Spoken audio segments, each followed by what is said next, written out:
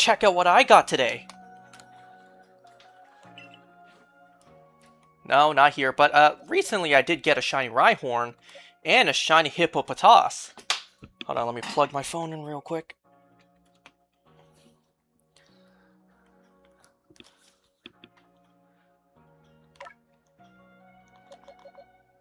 I finally got an Alpha Cranidos. Finally! When was the last time when did I get this? Yeah, it's been quite a while since I last got an alpha that I needed. So finally, I got I almost said a shiny. I finally got an Alpha Cranidos. But I still need one more. I'm getting these ones out the way first, because I know these ones are going to be much harder to do. Before I tackle the... I think this is the... No, I think this is the... Which one is this one? No, this is the Porygon line, right? I forget. No, is this the Magnezone line? I forget. I need both of them. The Magnemite line and the Porygon line, both alphas. Oh, you may have also noticed that my team... Now, every single one of these I traded for, but some of these I didn't have before. I traded all 5 of the Space-Time Distortion exclusives, Shiny and Alpha. Now, obviously, these are not legit, you know? These are bot-produced. And before you get mad at me, well, let's face it, I was never going to catch these Shiny and Alpha on my own. Let's face it, that's just never going to happen. It took me until now to get an Alpha Cranidos, and I don't even have one shiny yet, so me finding a shiny Alpha, legitimately, let alone all of them, let's face it, that's just not gonna happen. And it's not like I'm gonna count these as legit shinies of mine, you know? Obviously, I didn't catch them myself, and I don't typically like trading for shinies. But considering I will never get these on my own, I just traded them, or I got them in trade just for some fun, you know? Just to use them for fun. And I'm not claiming they're legit, I'm not claiming they're my own, I'm not trading them away, so like, what's the harm, right? I traded them to myself just to have some fun with them. So like, at that point, who cares? I'm not harming anyone.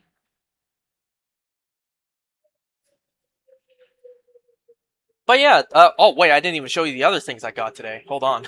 I only showed you the Alpha Cranidos, I didn't show you the other things. What am I doing? It's nighttime. Ah, they don't spawn there anyways, given the placements of those outbreaks. Anyways. Oh, I forgot to show you, there was more. Where did I put them? Oh yeah. So I got another female Alpha Eevee and another female Alpha Jolteon. And I forgot, I already got a female Alpha Flareon prior. I completely forgot. I had it in my box of spare alphas. So I got 2 Alpha Eevees that are female, and then I got an Alpha Female Sylveon. At this point, maybe I'll try and go for the entire evolution, like the entire Eevee line, Alpha and Female, just to add to the challenge. I'm sure, given how many space-time distortions I'm gonna be doing, because I still have a lot of alphas to get. I'm sure with how many I'm gonna be doing, I'll just naturally get them at some point. If not Eevees, then the actual evolutions themselves as alpha, and then female. So maybe that's a secondary thing I'll work on, but I'm not gonna prioritize it. If it happens, If it happens, it happens. If not, then it is what it is. Because I still got the entire Alpha Unknown line to finish. That is also something I want to do.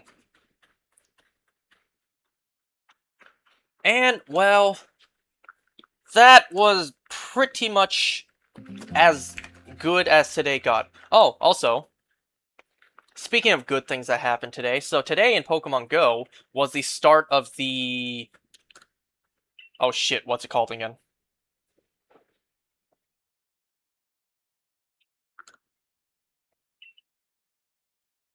Hold on, let me look at the name. What was it called again? What was this event called?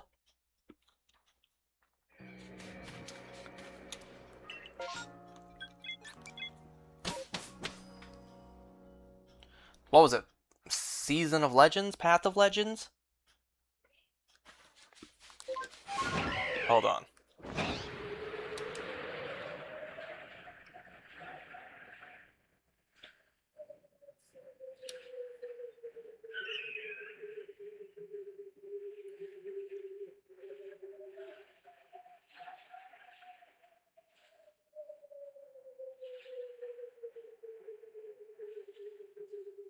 Okay, it's the whatever. It's the Go Fest.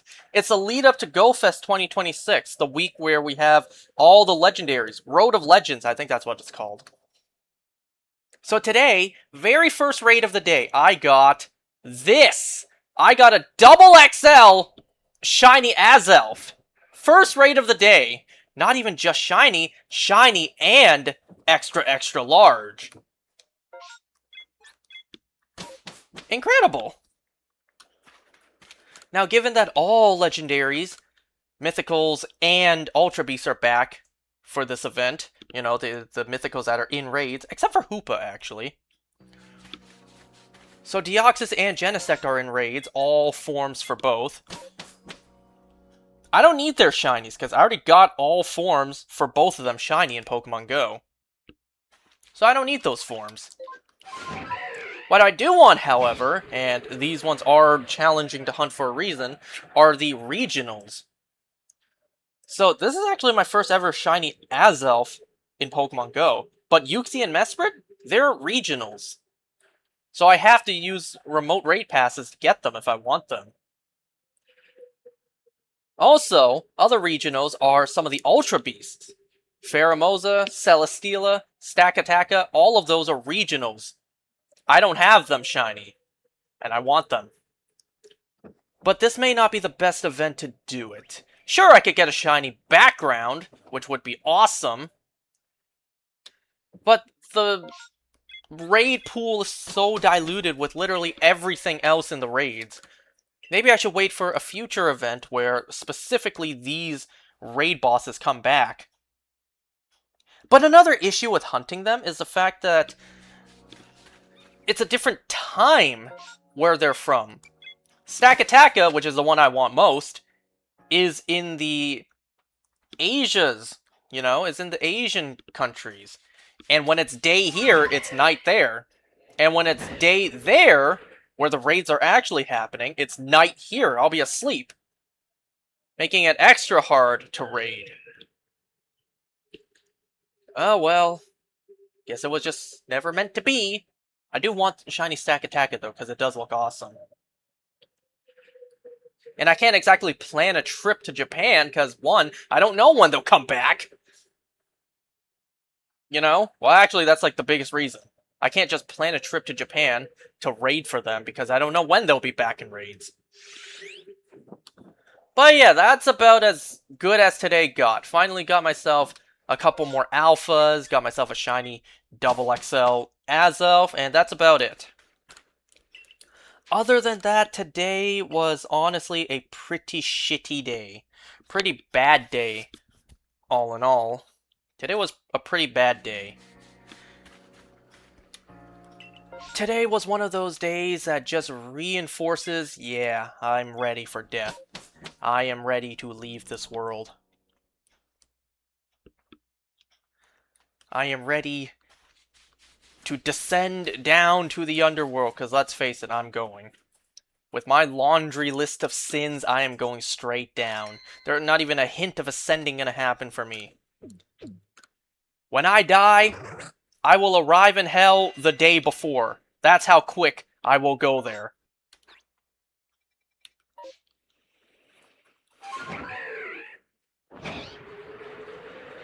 Yeah, today was one of those days that was so bad, it's like, I don't want to live on this planet anymore.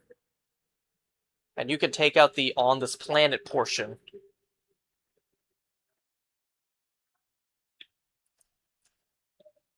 And I'm gonna be honest.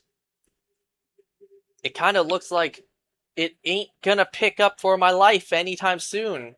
Honestly, given the circumstances with my family, if ever. Because I want to tell you guys a real quick story.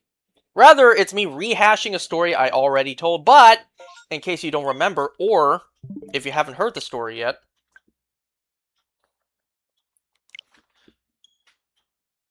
Okay, so first of all, let me tell you the story before I rehashed all the background knowledge. The other night, my friend came to borrow something from the house, and that's why I couldn't play anything that night a couple days ago. Because he wanted to stop by around like 10 o'clock, and I didn't want to tell him, like, alright, hurry up, pick it up and go, because I want to play video games. I couldn't do that. We did chat for a little bit too. And by the time he left, well, it was already too late to do anything here on the channel, so I didn't do anything that night. So, the other night, my friend came over to borrow something. And because my friend parked in the driveway, well, my dad, he also went out for dinner that night with his friends. So my dad came, and he parked his car on the side of the road. And then he asked me to help him move the car back into the driveway after my friend left. I'm not gonna lie, I completely forgot about that. When he told me to do that, I completely forgot to do it. So later that night, he asks, "Son, did you pull up the car yet?" I'm like, "Oh, no, I didn't." Yeah, I completely forgot to do it. Anyway, so my dad, he went into the garage, claiming he'll do it himself. And I instantly knew. I knew exactly what his plan was. I knew his entire move set, what he was going to do. My dad went into the garage to smoke first before moving his car. I knew he was doing this. I knew he would, and he did. That's exactly what he did. So I went to the garage just to look at him, like, "Dad, you're smoking right now. Are you planning to move the car before? Wait, are you planning to move the car after?" And he's just like, "Yeah, if you don't want, then you can move it now." So I did. So then I grabbed the car keys and I moved the car. Just to make sure his smoked ass doesn't get in the car. And I was pretty upset by this. I wasn't upset that I had to move the car for him. I wasn't upset that he told me to do something, and I was like, "Ugh, I don't want to. Fine." I wasn't upset about that. I was upset because I knew exactly what my dad was gonna do. My dad was gonna smoke, and then he was get his ass in that car. You might be thinking, well, what's wrong with that? If you don't know, well, let me tell you. If you don't know me, let me tell you something about myself. I have a stern hatred for smoking because of my dad. Because the things that my dad does, as he smokes, are just things that every person who smokes does, and I hate it. Anyway, so let me rehash that story for you guys real quick, in case you don't know it. I also want to mention that tomorrow morning I have to wake up early to go to the new job. And, it's about that new job, partially. So I got a new job recently. At this point, new is wearing off. It's not really new anymore. Quite some time has passed. Well, I say quite, but it's only been like 2 months. Anyway, so I got a new job. And it's pretty far away. Pretty far away. Like, I have to take the highway to get there. Not only the highway, I take the express highway, the one you pay money to use, because it's less crowded. You get to your places faster. Listen, time is money, okay? I could take the standard highway and endure all the traffic, but time is money, If, if I could spend the money to save time from sitting in the traffic, then by God, I will.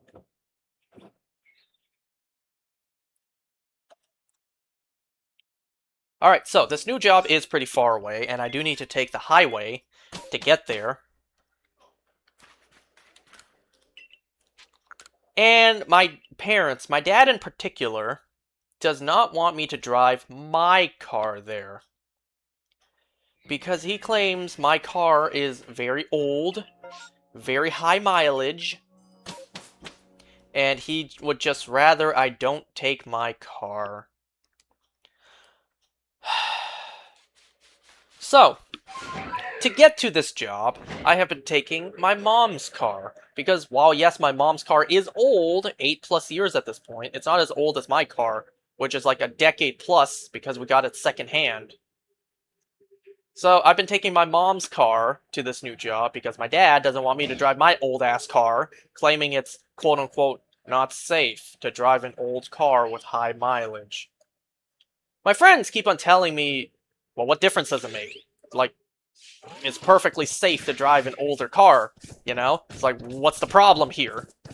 And I'm just like, yeah, I know, but, Dad tells me this.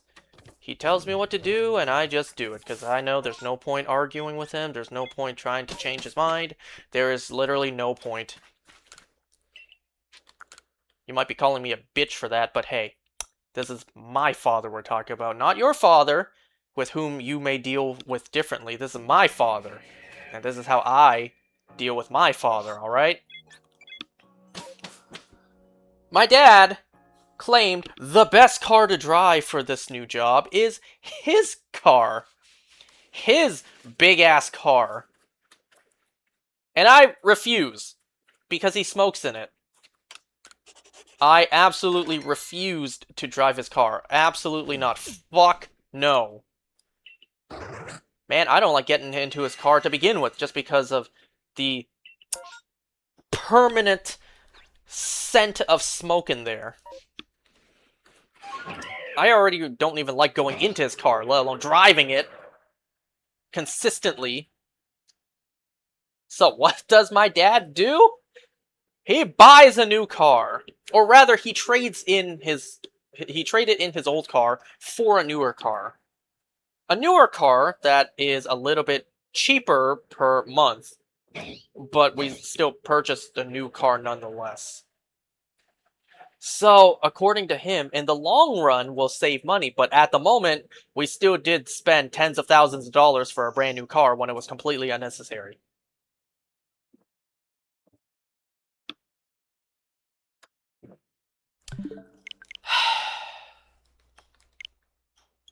Anyway, so my dad got this new car. Now, hold on. Let me first reiterate that initially the plan was to get me a new car. And I'm not upset about that, alright? I'm not upset that my dad didn't buy me a brand new car, alright? I'm not upset about that. So initially the plan was to trade in my old ass car, or keep it, I don't know, and get me a brand new car. You might be thinking, getting a brand new car just for a brand new job that's a little bit far away, doesn't that seem a little bit excessive? And yeah, it is. But, hear me out, and I've explained this before. When we got this car of ours, you know, the car that my sister and I share, when we got our car, this was always the plan. The plan was always for this car to be temporary, just to get us around for the time, until the time came for us to upgrade to a more modern car. So this was always the plan. The current car was always meant to be temporary, until we upgraded to a more newer, modern car. So that was always the plan. We never really had a reason to upgrade for the past couple years since we got the car, but this new job, this was kind of the reason to upgrade. So the initial plan was to get me a brand new car, a quote-unquote new, safer car to drive to work. But those plans did not play out. Instead of getting a brand new car that my sister and I would share, my dad traded in his car, and this car will be a vehicle that he and I will share. Now, I think you might understand where the problem is. I hate him smoking in the car, and now I have a car with my dad, of which we share.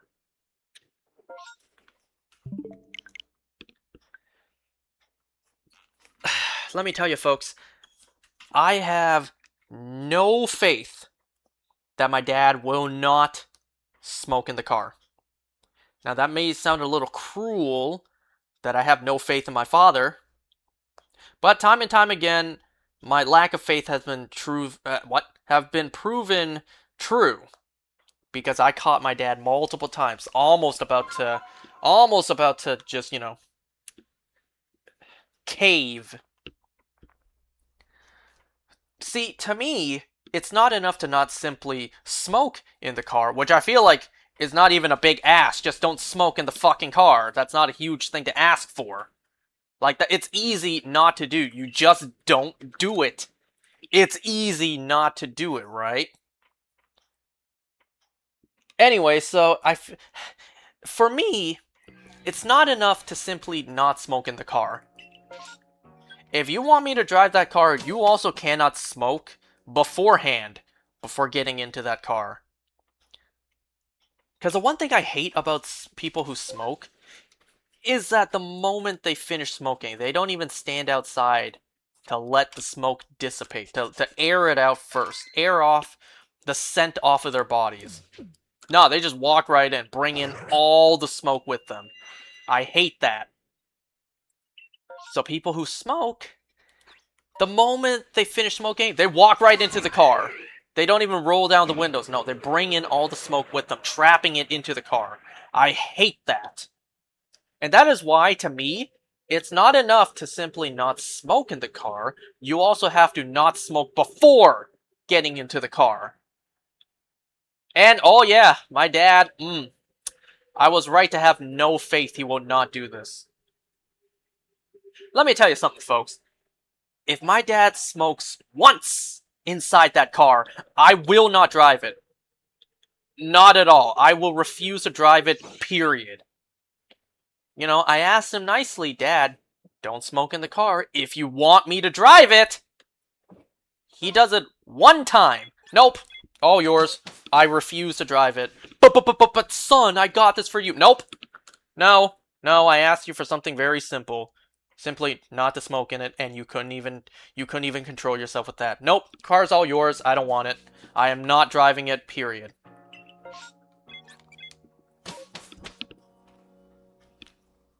So yeah, the other night, I wasn't mad that I had to move my dad's car. I was mad that he almost smoked before getting into the car.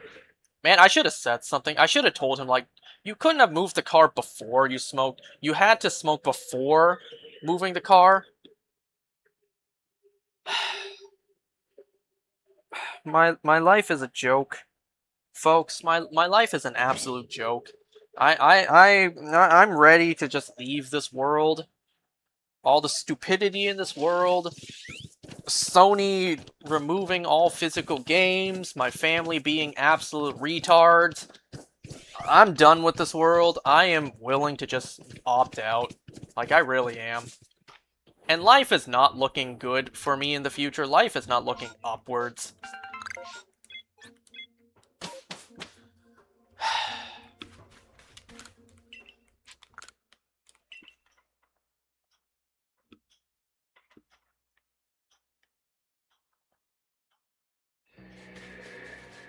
The longer I exist in this reality, the longer I think to myself, this reality just ain't worth existing in.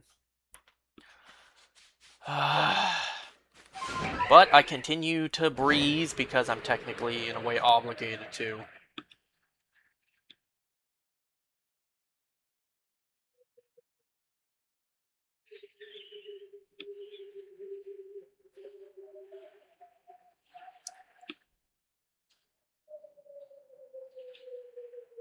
And, my family doesn't really give a shit about what I think, about my opinion, about how I feel. They don't really give a damn about that.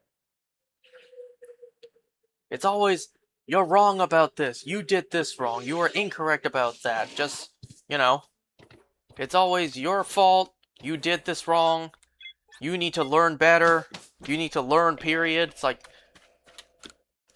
never any respect, never any appreciation, never any gesture of kindness. It's always just I don't want to go so far as to say abuse from these people, but like, uh...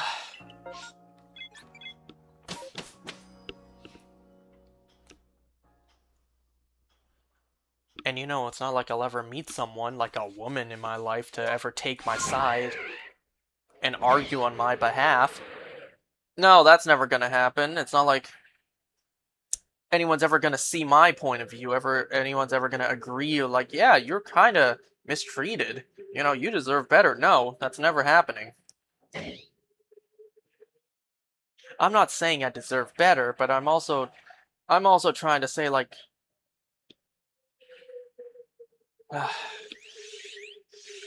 I don't know what I'm trying to say.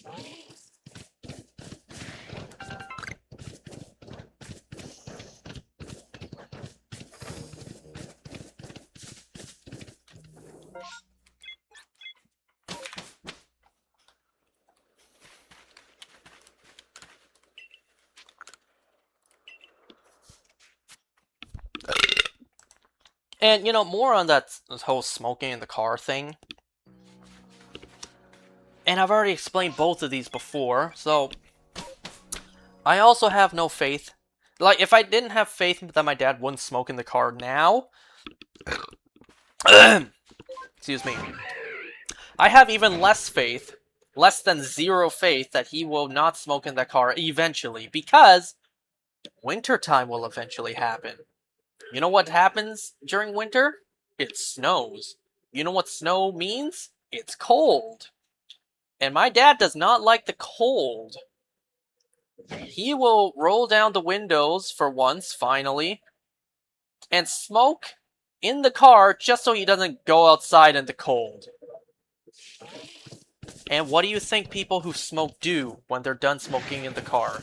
Do they A, leave the windows down for a small period of time to let all the smoke air out, or B, roll up the windows immediately and trap all the smoke inside? If you answered A, I don't know what's the matter with you. You answered wrong. Like, it was very easy. Of course they roll up the windows. They do not air that bitch out. Because, like, ooh, cold outside. I don't want outside cold on me. Ooh, I don't want to be outside and be cold. So let me stay in my warm, toasty car. Oh, I'm done smoking. What, leave the windows down so that all the cold air can come in? No, I'm gonna roll them bitches up. And I'm gonna stay nice and warm in my car. Why would I leave the windows longer? Why would I leave the windows open longer than I need to and risk getting myself cold? Why would I do that? So that's concern number one, wintertime. Concern number two. Because I really do not like this arrangement, sharing a car with my dad, my mom said, son, eventually I'll convince him to let you drive this new car full-time, completely, like it's all yours. And then your father will drive your car in the meantime. It's like, well, that doesn't make me feel any better. He'll smoke in my car!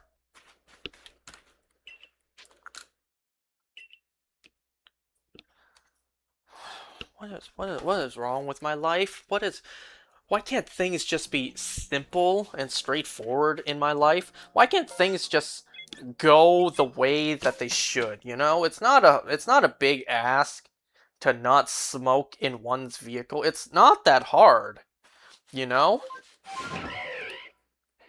Like, it's very simple. I don't know. There's also this thing of, like, because I don't smoke and I never will, I don't understand this about it. You know, you're not allowed to be on your phone and be distracted while driving. Obviously, that makes sense. But isn't smoking while driving also distracting too? You have to pull out the cigarette, you have to light it with your lighter, and then you have to constantly use your hand to pull it in and out of your mouth, inhale, exhale. You also have to tap off the ashes or whatever. And what if some of the ashes gets onto your body? Like, what if it's summertime, you're wearing shorts, and some of the hot, burning embers goes onto your thigh, burning you? It's like, isn't smoking while driving also distracting? I won't go so far as to say equally as distracting as your phone. Obviously not. But isn't it still distracting?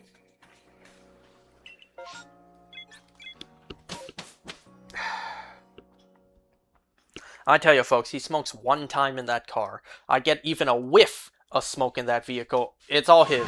I will not drive it under any circumstance. He can cry about it all he wants. He can tell me, but son, I spent tens of thousands of dollars on this new car for you. I was like, well, too bad. You ruined it. I asked you for one simple thing not to do in it, and you did it. That's on you. You had one simple task, and that was to not do something. But you still did it.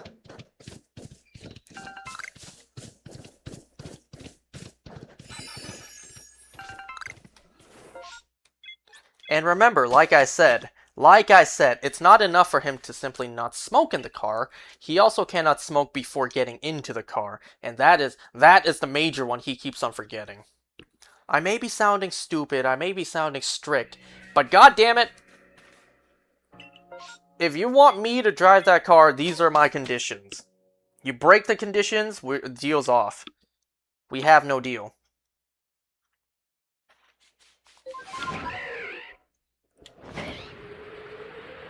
I tell you what, folks, no child of mine will ever smoke.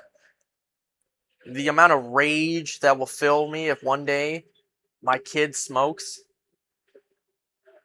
No child of mine is going to smoke. That's like the one thing I will not have in my household.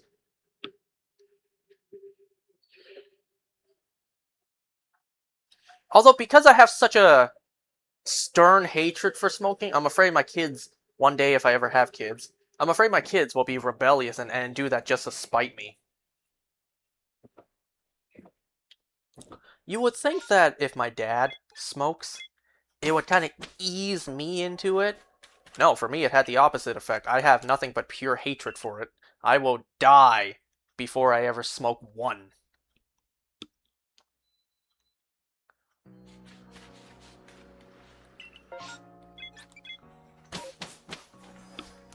I don't drink, I don't smoke, I hate smoking, and I feel like alcohol tastes like shit.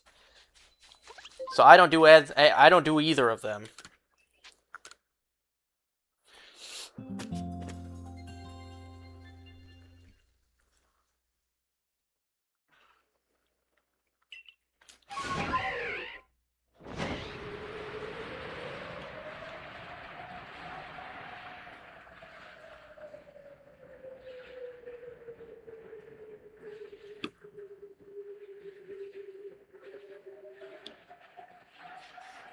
Anyway, so aside from that, I also have to deal with the bullshit that is my family.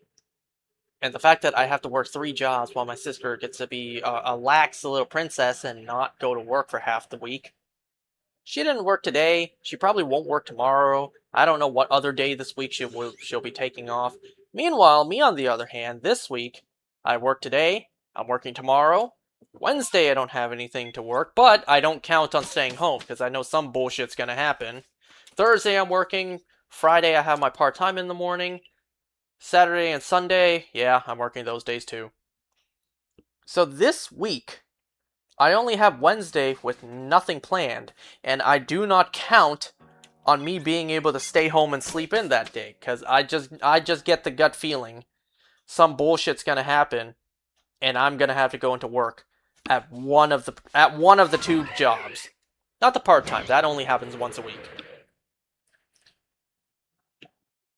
So Wednesday this week, being my only day off, I do not count on nothing happening that day. I feel like something's gonna happen.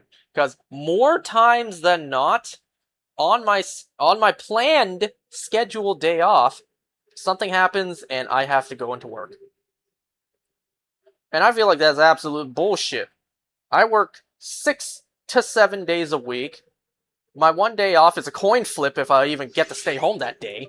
Meanwhile, my sister, she gets to take like 3 to 4 days off a week. And according to the rest of my family, it's no big deal. She gets to do that, but you? Too bad, fat boy. You go and work. That's your life. Accept it, bitch.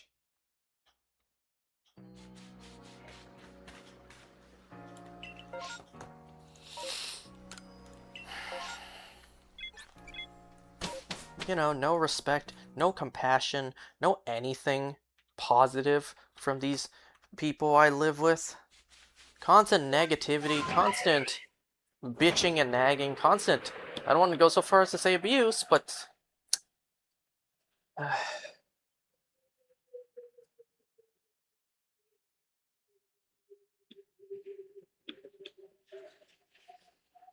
And I got no one to talk to about this. All my friends would, you know, all my friends would. You know what my friends have been telling me? They tell me to just almost defy them. Tell them you should just not show up to work just to fuck with them. Like, oh, your sister's off this day and they need you to go? Just say no. And it's like, obviously I can't do that. If she's not working, I have no choice but to go in. And they just say, you could just say no. But it's like, you don't understand. I actually cannot. Like, I really can't.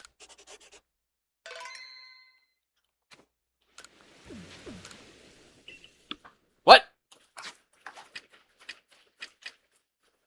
Did I leave without... Did I... What? I might be just constantly flying back to Jubilife without resetting the game.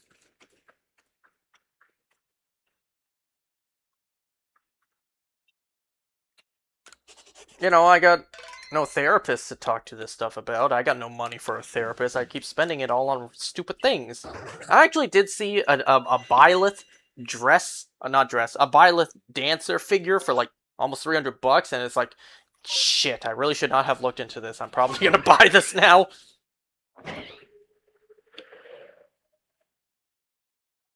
Didn't I already check? I'll check again. Oh my god. No. Go away.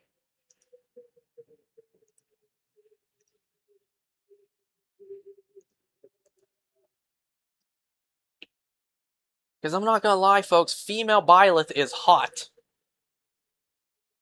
That is all.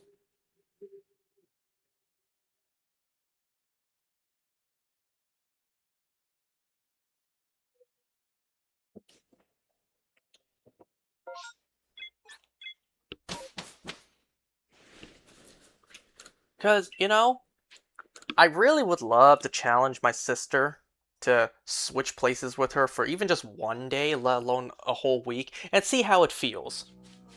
You know?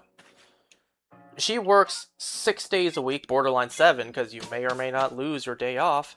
I think I forgot to restart the game. See, that's exactly what happened. Okay, since I'm already here, I'll check, and then I'll restart if, obviously, there's no shiny alpha. Yeah, I would love to challenge her. 1 week. You do my jobs and I do yours, you know? Here, you wake up early this day, that day, and then when you come home, you cook dinner, you do the dishes, and you're not allowed to use the TV, and I take your place. Half the week I don't show up for work, and I would love to be in your position. Married, house browsing, ready to buy a home to start a family. I would love to be in that position, but nope. Not me. Not someone like me.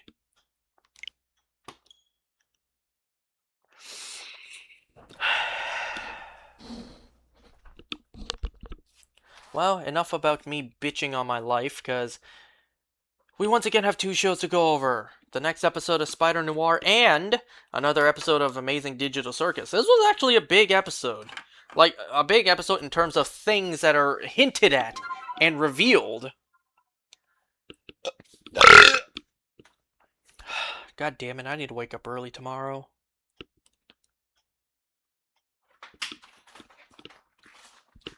Hey, you want to know what I've been doing at work, like at the new job? I've just been doing space-time distortions. I'm not gonna lie to you folks. Well, considering that when I work, it's not busy, like at all, so I can literally just sit there and do what I want. I greet people when they come in, which is like every now and then I answer the phone, I answer emails, I book appointments if anyone wants them, that kind of thing. I do pickups and whatnot, right? So for a majority of the time, there's nothing to do. I can just do whatever I want. So I just have my Switch running, waiting for space-time distortions to spawn. Well, at least there's that, you know, I can do this all day. The grind is non-stop, which is good, because space-time distortions take a hella long time.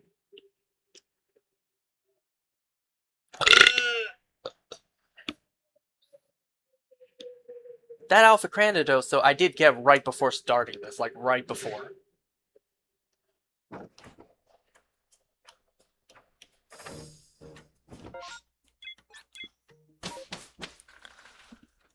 You want to know something else, too? So, recently, I've been trying other things for lunch at the new job. Normally, I go to the food court, where I get the employee discount. A $10.99 lunchbox, like lunch combo. So, one main, so like rice or noodles, one main, and then two sides. You can pick from a plethora of options for your two sides, plus a soup. Your soup is either a wonton soup, which the wontons are not as big as you would think. They're actually very small, but whatever. It's either wonton soup or hot and sour, and I don't really like hot and sour, so I always pick the wonton. So $10.99, because I'm staff, I get down to $5.99, and then depending on the cashier I check out with, I get $2 off because of an employee discount. So I get I get $3.99. And then after tax, it's $4.19. So instead of something that was supposed to be $10.99, I got it for $4. But lately, I've been trying other things. Just because, you know, you eat the same thing every single day, despite there being lots of options. You eat the same thing every single day, it does get old. And if I'm going to be working at this job for the foreseeable future, possibly many, many years, then that food's going to get old real quick. It's already gotten kind of old now. So I've been eating other stuff. I tried McDonald's, I spent $15 there. I tried... there's a Five Guys there. I got just the bacon cheeseburger, no fries, also $15. And then there's also a Chipotle there. I got a steak burrito, also $15. So $45 for 3 lunches versus if I simply just got the food court would have been $12. $12.50. If you want to round up, $13. So 3 lunches. I got $15 lunches each versus if I want to stick to the same food over and over, I could have spent $13 for 3 days worth of lunch. And if I really want to, I could split that lunch in half and eat half of it for dinner. Like, I honestly could. The portion's enormous.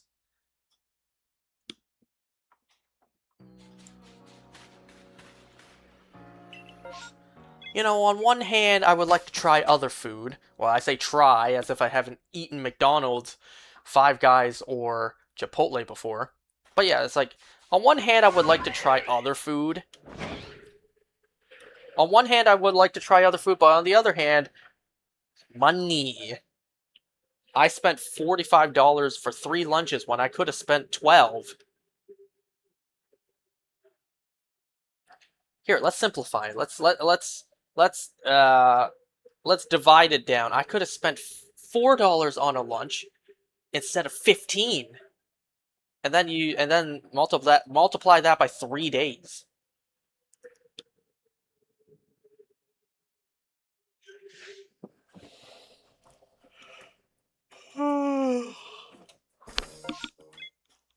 What?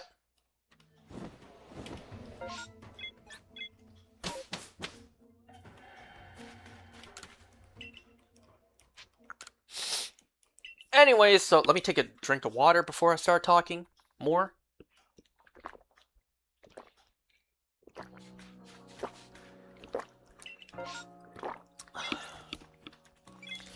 Also, let me tell you something, folks.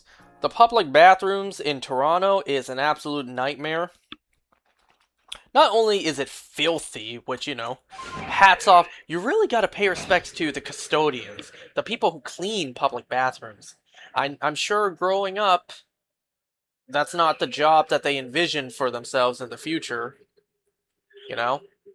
And I'm sure that's not a job any of you out there would like to do too. It's a dirty job, it's an embarrassing job, but hey, somebody has to do it, and you gotta respect the people who do it, you know? Everyone likes a clean bathroom. Nobody likes using a public bathroom that is filthy. So you have to pay respect to the people whose job it is to clean them.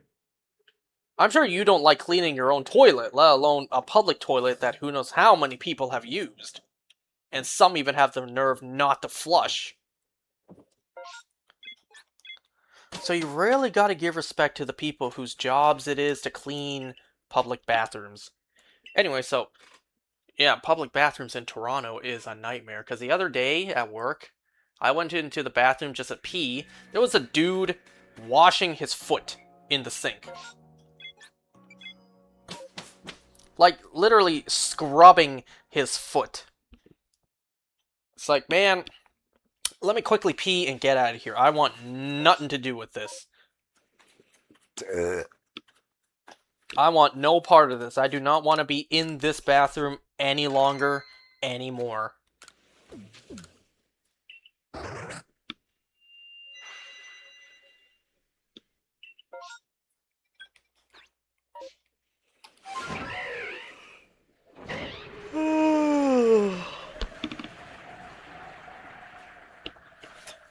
Okay, enough blabbering about things that nobody cares about. Let's get into the shows. I wasted over 45 minutes. Okay, so Spider Noir, episode 5. I'm not gonna lie, this show is kinda excellent.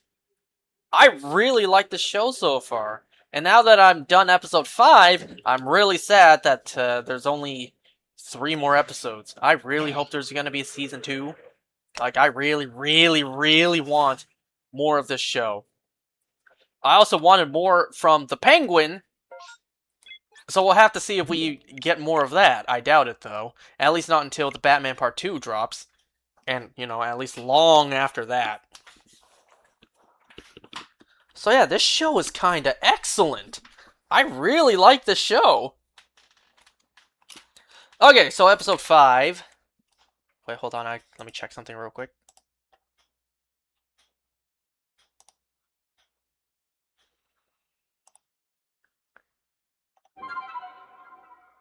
Okay. Episode 5. Ben and Kat go to a diner where Ben tells his story.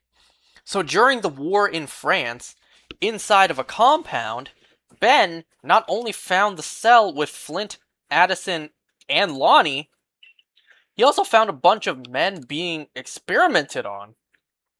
A bunch of men on beds tied down with tubes going into them, and those tubes connected to various animals, various creatures, insects. So he was about to free a man, but this man was very mutated. Literally, this guy was half man, half spider, and he was bitten by him. So that is the spider's origin. Not bitten by a radioactive spider. He was bitten by someone who had mutated, and half his body literally became a spider. Literal nightmare fuel. And we even see in the flashback, as Ben's body was processing it, he was in no good condition. So that was why he was absent in the photo. The photo that he found with Flint, Addison, and Lonnie. And Ben even reveals that because of this, he had to relearn how to be human again. He watched movies, studied the actors, how they move and speak. It's kind of crazy to think about, you know? He suffered more than any Peter Parker did. Peter Parker just woke up with a buff body and super heightened abilities. Like heightened senses, super strength. Ben, though, Ben at first was more spider than human. He had to relearn how to be human. So Ben primarily took the case to learn more about Flint. If they both got powers from the same place, maybe their powers can also be taken away. Because yes, Ben, ever since Ruby died, he has wanted nothing more than just to be regular Ben Reilly again. To give up the life of being the Spider. Okay, so Robbie sells his story to the Bugle about the electric guy to Walters. But on one condition. His story be written his way, a retraction on Flint and Lonnie be printed, and he gets his desk back. Yes, one condition. Flint meets up with Lonnie to tell him Silvermane took him back. And Flint wants Lonnie to hear Silvermane's job pitch, only as a chance to take what they want with what little time they have left. Because these guys have accepted that, you know, their time is ticking. They don't have much time left on this world. So, working with Silvermane, we don't have to like the guy, and we may betray him at some point, but working with him, this does give us a chance to just take things, take life by the balls while we still can.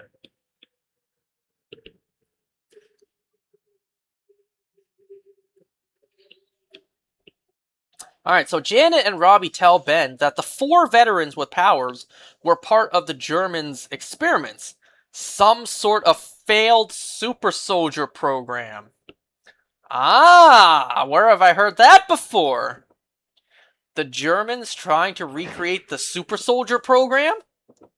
Where have I heard that before? I'm actually going to try this. Off chance I get a shiny alpha, one of the rarest things in the game.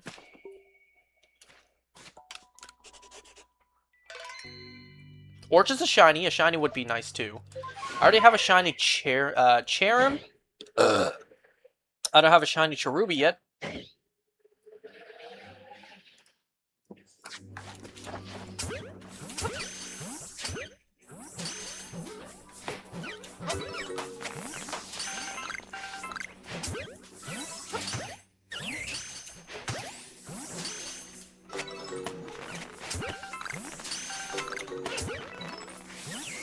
I'm inhaling so much microplastics right now. What are you doing?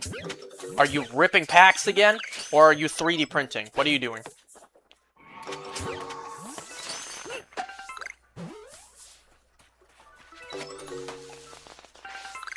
Okay, no shiny or alpha.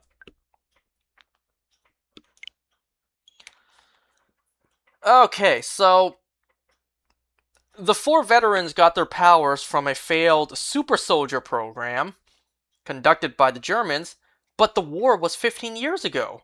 Why their powers now? It turns out they had a doctor look at them about the experiments for the past decade. Dr. Althea Faber. I got a recast of a broken Bakugan and I need to drill out the holes. You drilling it yourself?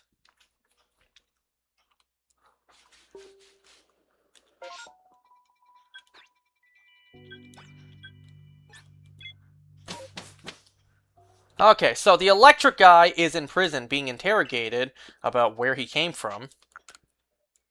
You know, where all the superpowered people lately have been coming from. And it turns out that this electric guy, this person is not Max Dillon Electro. This person is Dirk Layden Megawatt. Where'd you get broken? Oh, wait, did I read? Oh, you got a recast of a Bakugan and I need to drill out the holes. Oh, maybe I did misread that. And yes, I am. It was like 10 for the clear cast, so I'm doing all the labor. Me personally, I wouldn't trust myself to do that kind of stuff, you know? I just know I'll mess it up. I don't trust myself to get it done properly. So yeah, this electric character is not Max Dillon. He's Dirk Layden. I guess Electro didn't exactly fit the show, but it would have been cool to see. Anyway, so Kat and Silvermane are at the alcove when Flint and Lonnie walk in to meet.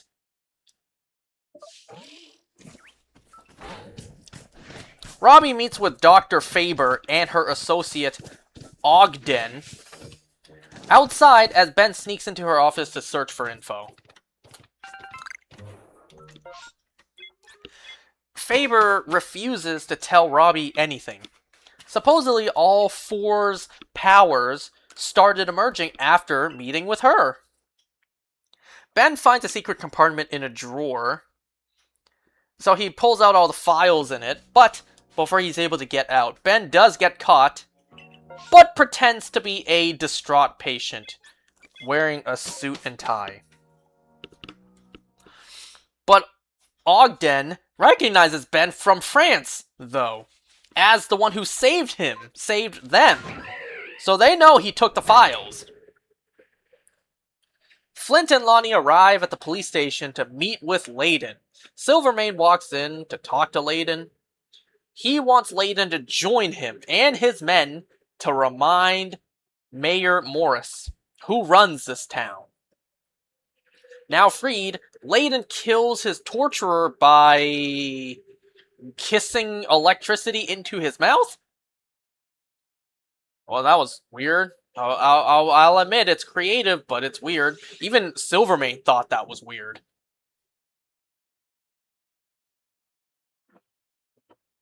Alright, so Ben and Robbie read Faber's file, and a lot of information comes out of these files. Prisoners were injected with radiated plants, minerals, and genetic materials of spiders, snakes, scorpions, eels.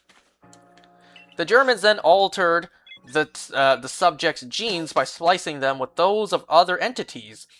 Over time, the patient's genetic material began to decay.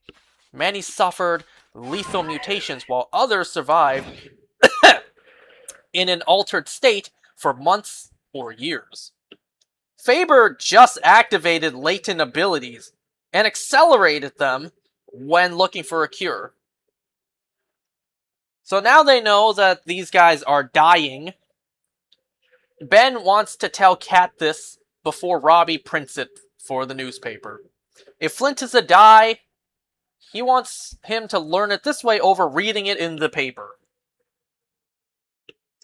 Robbie agrees to a day, but he still wants to publish this. Maybe the first ever Black Pulitzer with this kind of story. He literally said that himself. Anyway, so Ben gets a call from Silvermane, and they meet. They meet at his penthouse where all three with powers are also at. Yes, all three, because Addison is dead. So there were 4 veterans who got powers. You have Addison with fire, you have Flint with sand, Lonnie with, I guess just super strength. And you have Dirk with electricity. But Addison is dead. So now all we have left is Tombstone, Sandman, and Megawatt. Silvermane wants Ben to warn the Spider that this fight is between him and Morris, and not to intervene. But before Ben leaves, Flint meets with him, because he knows about Winston, and him, and Kat. He didn't tell Silvermane because he doesn't want Kat dead. You know Silvermane absolutely would kill them both. So he didn't tell Silvermane, despite how mad he is. I'd be mad too. Ben only gets this one pass from him, because he saved Kat. Anyway, so Ben meets with Kat to tell her Flint knows everything. knows about Winston, knows about them.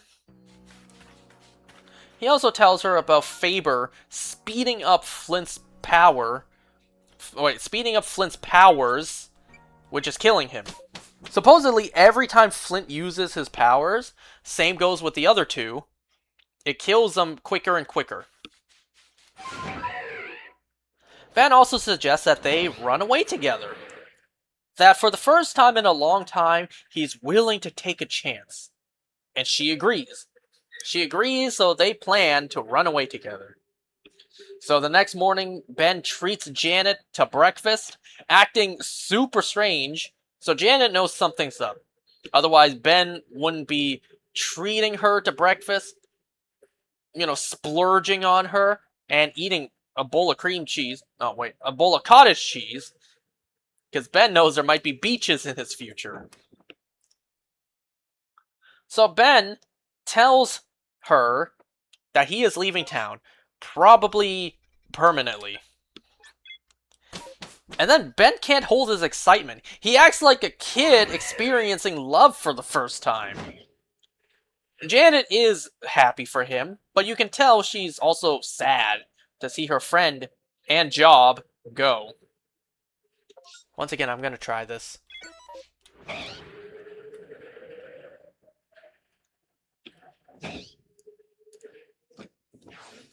Who knows, maybe I can add more to my female alpha Eevee line collection.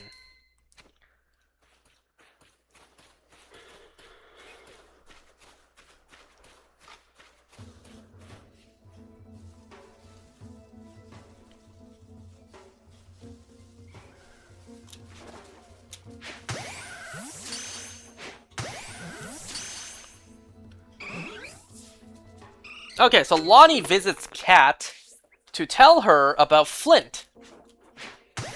So Kat goes see Flint. They argue a bit back and forth. Flint now sees embracing being muscle for Silvermane over being with her. So she's hurt by this.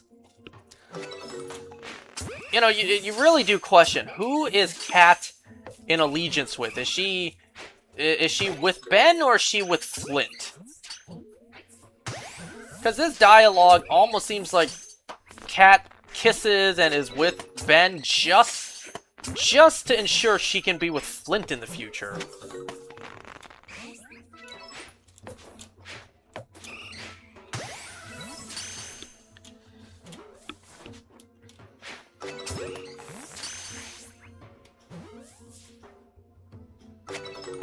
Nothing.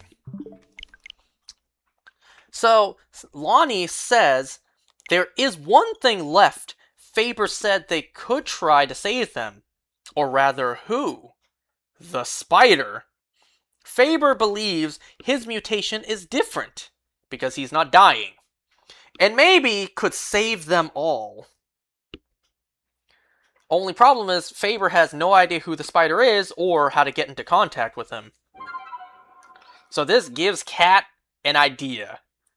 So Faber and Ogden pack up and leave now that it's exposed of what they're doing, They're treating people with powers, and if anything, all they did was make it worse. So they're packing up and leaving. Just as they leave, Kat shows up to ask if the spider really could save them. Faber immediately picks up, like, you know who the spider is, don't you?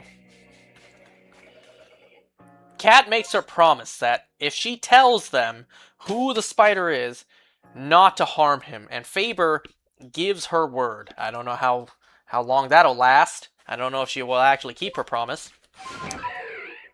So Kat tells Dr. Faber that the spider's name is Ben Reilly. She actually just exposed our boy.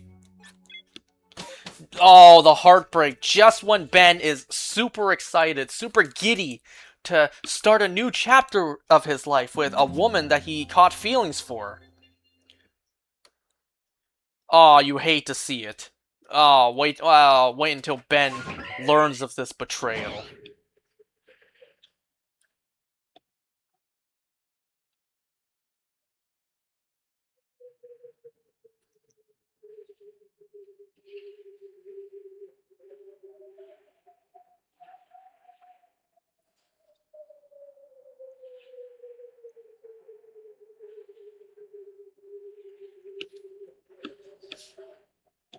Again, this show was excellent. I really liked the show.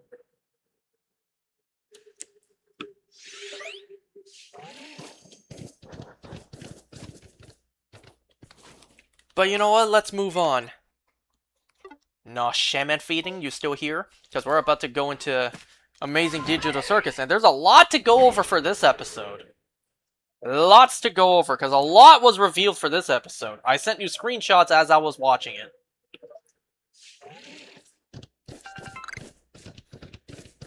Just curious. Okay, so nothing.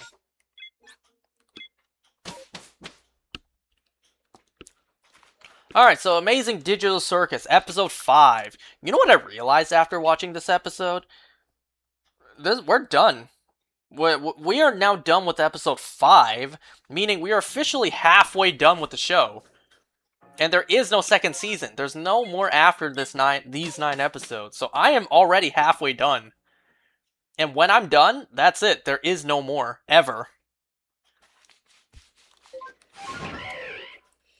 Oh, you know, I got an idea of something. Imagine if this happened at the end, which you guys don't need to imagine, because you already saw the ending, but I haven't. So I got this idea.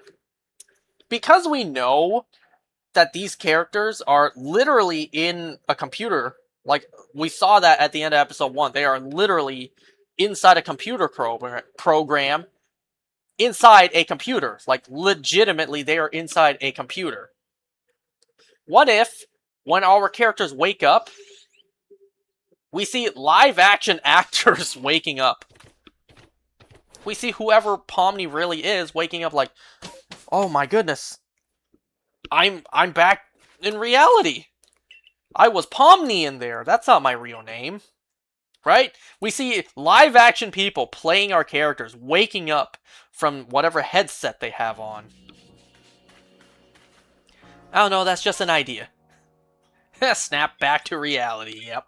Okay, so, episode 5. A lot to go over this episode. A lot was revealed. Alright, so we begin by seeing our characters return from an adventure off-screen, once again, that Zubul did not participate in. Some sort of adventure that was very wet, probably? Because all our characters are drenched and they have what looks like seaweed and kelp on them. Maybe some sort of like submarine adventure? Whatever. Doesn't matter.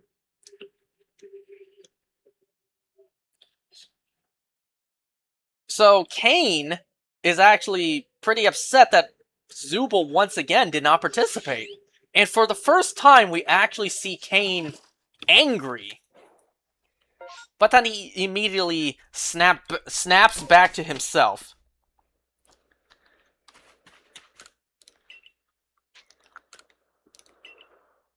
So, Kane is not happy that Zubul is not participating. And also, Kane is not very happy that our characters from last episode kind of liked the way the Spudsies restaurant was. It was nice, simple, calm. And Kane's just like, well, if you're all just going to be a bunch of critics, why don't you suggest something's better? Because Kane is going over a couple of his suggestions for future adventures, and nobody's really feeling it. So Zubul suggests, why don't you just go through the suggestion box again? You know, considering we liked what happened last time. Kane just says, how am I supposed to please everyone if everyone likes different things? So then Zubul's just like, well, you could just, you know, you could just let us do whatever we want all the time. And this is when Kane says a line that is really interesting to pick up on. So when Zuba suggested that Kane just lets them do whatever they want... Oh wait, I didn't even check the spawns. Kane says, and I quote, "The Toy Box character wants us to leave the other intelligent AIs to run for a prolonged period of time." And when I saw this, I just went, I beg your pardon? I beg your pardon? Other intelligent AIs? I beg your pardon? So, when I showed this to No Shame in Feeding, you know what he sent me? He sent me, "That'll be a surprise tool for us to use later." Or, what? How did it go again? "That'll be a surprise tool that'll help us later." I've been theorizing this. I've been saying, I'm feeling Kane has no soul. I feel like Kane is just a computer AI meant to keep these characters busy. So for Kane to flat out say, wants us to leave the other intelligent AIs, like, excuse me? But there's another thing about this, though. The line that Kane says, Kane did not say, the Toy Box character wants us intelligent AIs to leave them alone. No. He said, wants us to leave the other intelligent AIs. What does that mean? Kane said, Zubul wants us to leave the other intelligent AIs. Like, who are the others? Wait, you're not referring to yourselves. You're referring to other intelligent AIs. Who the fuck are you speaking about? I don't know if I've mentioned this yet. Not only am I mad suspicious of Kane, but I get the feeling Kane isn't a real person. I feel like Kane is just a computer code. You know who I am getting suspicious of, though? Bubble. Also, Bubble's a boy. Because later in this episode, he refers to himself as Daddy. I thought Bubble was a girl. I don't know. Bubble is by Kane's side all the time. By the way, you know who Kane gives me vibes of? Chris McClane. And just creating these challenges for his Total Drama Island characters. Anyway, so that line is mad suspicious. Kane talking about intelligent AIs. But that's besides the point. So, what this episode is, Kane suggests a lightning round. They go through the adventures in the suggestion box, rapid fire style. Like now. Despite the fact that they literally just got back from another adventure. I imagine this episode took a long time to animate. I haven't been checking the dates on when these episodes come out. Alright, so the first adventure is Poacher's Paradise. No surprise, it's suggested by Jax. Where Jax is like an African lion safari hunter, and he's hunting all his friends in the forms of animals. So he shoots Zubul... Wait, no, not Zubul. He shoots Gangle in the form of a rhino. And then when he shoots her down, there's even, like, text on screen that you would expect to see when, like, you get a strike in bowling. I actually haven't seen that very much. We saw it in the first episode, when text pops up on screen, but haven't seen that very much after. So, he shoots Gangle's rhino form, and then he just, like, chomps down on her ribbon? And then he's just like, delicious meat. So that's when Zubul votes to not only move on from this adventure, but also votes for Jax to be vegan for the rest of the time. And it actually works. Democracy prevails. So nobody is feeling Jax's safari adventure. So up next is President Pomni. What? So Pomni is the president of the United States, and Kinger is like her vice president, I guess. There is a developing issue between Australia and New Zealand, an ongoing war between the two. But Pomni has no clue what's going on. So Kinger pulls her under the desk real quick to quickly tell her, we all got these debriefs giving our characters background knowledge, background information. Jax reveals he didn't give one for Pomni just to see her improv. Also, what's strange is underneath the desk, which is pitch black for some reason, it's under a desk. It's not a cave. There is a baby head lamp. Even Pomni's like, is that a baby head lamp? It's just like, why? Like, why? Why even do that? What was the point? Ugh. So Jax comes in to the Oval Office representing someone from Australia with a bomb. A bomb that'll unleash all the deadly spiders and centipedes. Because what else is Australia known for? So Pomni has to cut one of the wires. Also, what's funny is Jax, he I don't know if we're meant to misinterpret this. Jax, quote unquote, walks in as Kinger is under the desk with Pomni. So he turns to the camera like, ooh, did I come in at a wrong time? And then we literally see Kane and Bubble watching the show like, oh my goodness, he's such a good actor. Can you believe he's vegan? So anyways, Pomni now needs to cut the wire. Cut one of the wires.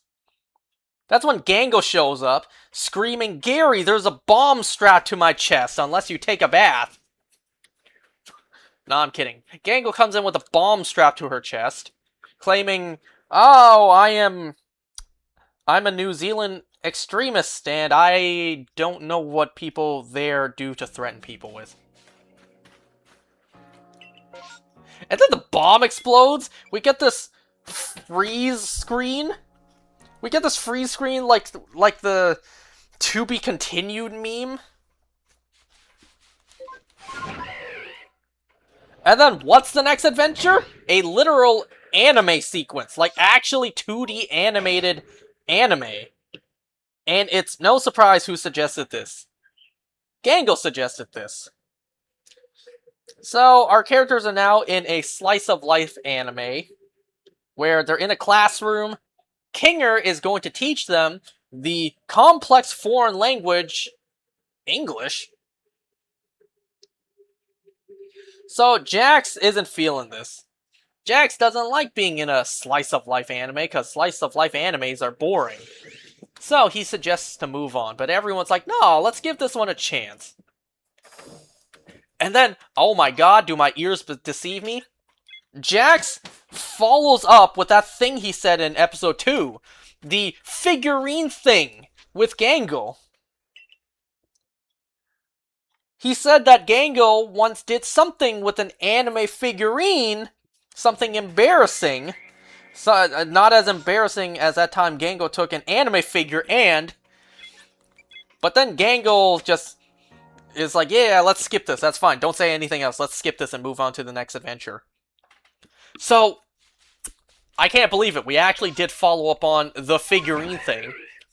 But we still didn't learn exactly what it was.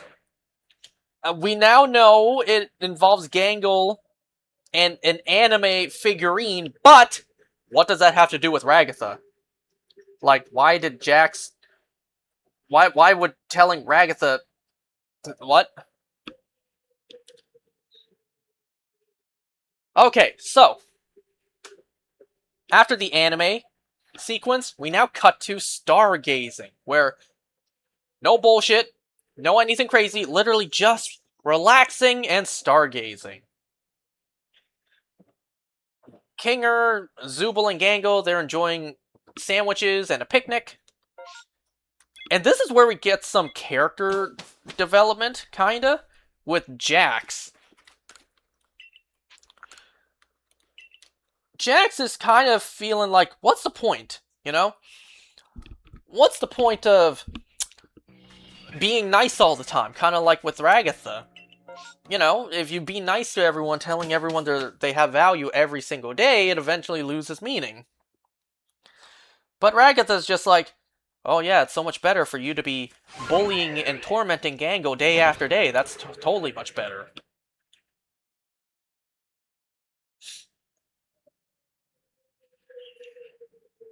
Anyway, so Pomni brings up, Jax, do you have any actual friends? Ragatha says, not anymore. And Jax has this very disdain look on his face, like, Ragatha, how dare you say that? Ragatha is super apologetic, like, oh, I'm so sorry, Jax, I didn't mean to bring that up, like, what? This tells me something happened in the past. Something involving another person, perhaps? Someone who was a friend to Jax, but is no longer here. This tells me there's some sort of history, not only between Ragatha and Jax, but also involves another character. And the show did hint at this potential other character in just a moment later this episode. Oh, whoops. Also, Jax points out that he has a tail, which, no, he doesn't. What the hell is he talking about a tail?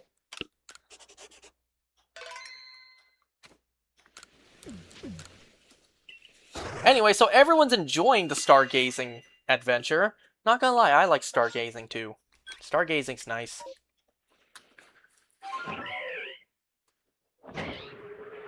You know, it's kind of crazy whenever you're stargazing to keep in mind the fact that you're looking into the past. The light you're seeing is light years away, like it happened long ago. The stars may not even be there anymore, but their light took until now to reach us. Funny how the universe works sometimes, huh? Anyway, so Cain is in the night sky watching them. The moon even has her second line ever in the show. Her first line being in the first episode. Cain is pondering like they actually look happy doing this. They look relaxed, chill. They look happy doing this. And then he's like, wait a second! Them being happy? This is a bad thing! I can't allow this. How dare they be happy on my end? What? On my watch. If they're happy doing things like this, that means they don't like my adventures. And we saw before what happens when people don't like Cain's adventures. The reality literally starts breaking. And this is where Bubble calls himself Daddy Bubbles. And it's just like, wait, Bubbles a guy? I thought Bubbles was a girl. Okay, so Cain kind of panics and doesn't know what to do, considering they don't like his adventures. They like this calm shit more. So then Cain, in a panic, decides, while I decide what to do, let's go to intermission. And then we have this sequence where it's a literal intermission section. I feel like I was on acid watching this. Greatly animated, though. So we have this intermission section where it's just a bunch of nonsense happening. And you know what? Jeez, I can't even say it anymore. This intermission section actually brings me back.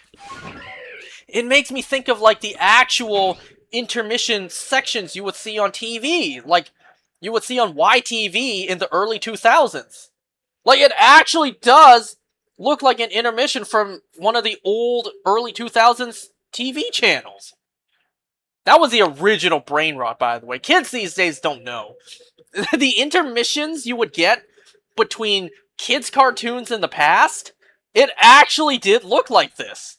Maybe not this extreme, but it actually did look like this. Damn! I completely forgot that TV used to do intermissions like this, where it was just a bunch of colorful flashing colors, bunch of mind-numbing music, and it's just nonsense just to be colorful to keep kids distracted before the next program comes on. Like, it actually did look like this. So yeah, this intermission section is absolutely crazy. Just a whole bunch of nonsense happening back to back, just a bunch of colors and actions and motions. And you gotta keep in mind, these characters are actually experiencing it too. So we get this really quick, almost blink and you'll miss a moment, where Jax is running through a hallway. Remember, episode 1, we know that the doors on the hallways have pictures, have portraits of the characters. So Jax is running through the hallways, and he runs to the very end, where there's a door with a character we haven't seen before. This almost, like, frog-looking character? Maybe this is a character that Jax and Ragatha have history with. Maybe this is a character that was Jack's friend, but is no longer with us.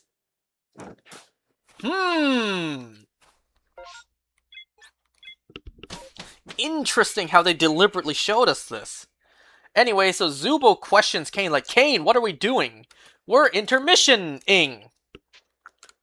And then Kane just freezes. Zubo questions, hello? Are you okay, Kane? Kane literally just freezes. And then Bubble shows up to move on to the next adventure. This is what really makes me suspicious of Bubble. If Kane really is a computer AI that kind of just crashed at that moment, Bubble was the one who chimed in to move on to the next adventure. Alright, this next adventure is where we really get some information. So this next information is kind of like a black and white bar with, you know, LED lights providing the color. So our characters are at a bar, being with Zubul behind the bar serving the drinks. So it's just first Pomni and Gangle, but then Jax walks in. He orders some sort of drink, but says hold the egg whites because he's vegan. Like, that's still a thing. And also, we see our characters in clothes outside of their normal designs, and it's really refreshing to see, despite it being in black and white. Oh, I'm sure all you sickos out there were loving to see Pomni's, chest exposed with her shirt being unbuttoned. Oh, I'm sure you sickos love seeing her cleavage, or rather, lack thereof. Because, she's pretty, flat. What? Anyway, speaking of which, so the door opens, not only showing it is hard raining outside, but Kinger and Ragatha come in. Ragatha, hold on a second. Wait a moment. Y'all weirdos out there so focused on your Pomni porn. Yo, Ragatha comes in a black dress. It's like, holy shit, she actually looks kind of good right now. Like, y'all weirdos out there so focused on Pomni. Yo, y'all kind of missing out on Ragatha. When she's not wearing her rag clothes that Mrs. Krabs made. Yo, Ragatha... Yeah. Especially in that black dress of hers. Y'all out there sleeping on Ragatha because y'all too focused on Pomni. Anyways. So yeah, Kinger and Ragatha come in. Out of the rain. Onto the bar. Ragatha orders I don't know what, but then Kinger orders some sort of like corn drink. And Zubul will just see what she can make. Pomni points out she's really good with alcohol. And this is where we get some interesting information. We start learning about some of our characters' past.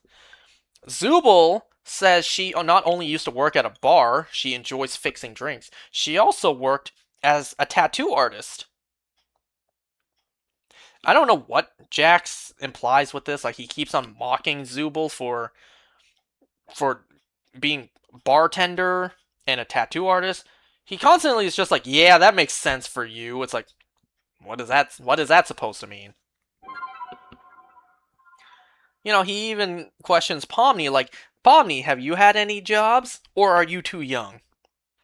Pomni reveals she is 25 years old. So rejoice, Pomni sickos out there, she is an adult. Or worse, some people are actually going to be put off by that. But Pomni actually does explain. She's 25 years old. She had a job as an accountant for a supermarket chain.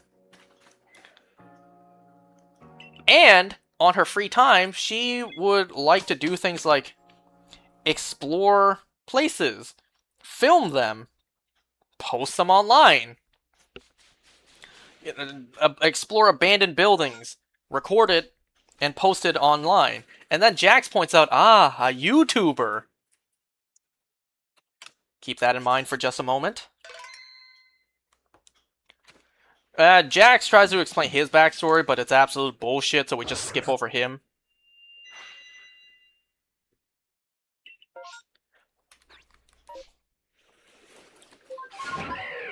So, Gangle, her backstory...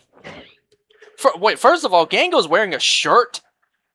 A very, like, V-neck shirt. And she actually has a pretty good build. I know that's ridiculous of me to say. She's literally ribbons. But I pointed out in the last episode, when Gangle was in her manager attire, her polo shirt, she did not look good at all. She did not have a feminine build whatsoever. Like, that look did not work for her. So now Gangle, a character of a literal mask and ribbons, now Gangle is wearing a V-neck shirt, and she actually has a feminine body build. Like, she actually looks good like this. Again, it's literally just ribbons and a mask. Anyways, Gangle's past. She did go to college for graphic design, but she dropped out. Didn't really pursue art much after that, but she does draw now. That explains why she's constantly drawing, why she wanted an anime adventure. And then Ragatha explains her past. She was born into a wealthy family, onto a farm, a large property with horses and chickens. And her mother, well, her mother wasn't that great. They had their differences. I think she also said she worked in real estate.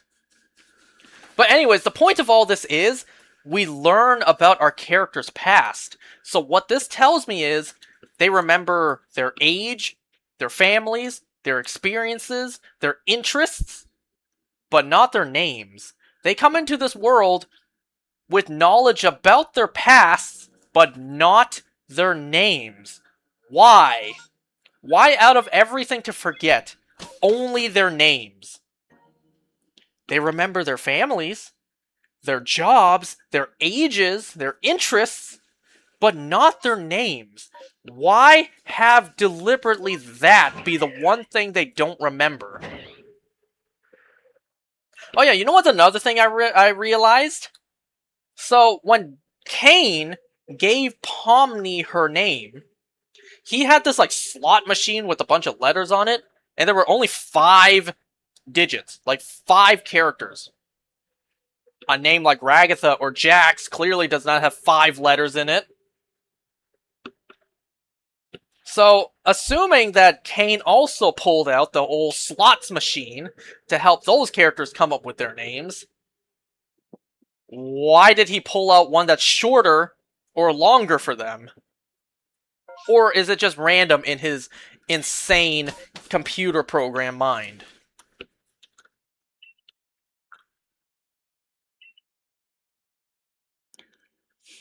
Anyway, so Pomni points out... Wait, no. First, Jax points out... We probably Don't need to ask Kinger about his past, because Insano over here doesn't remember.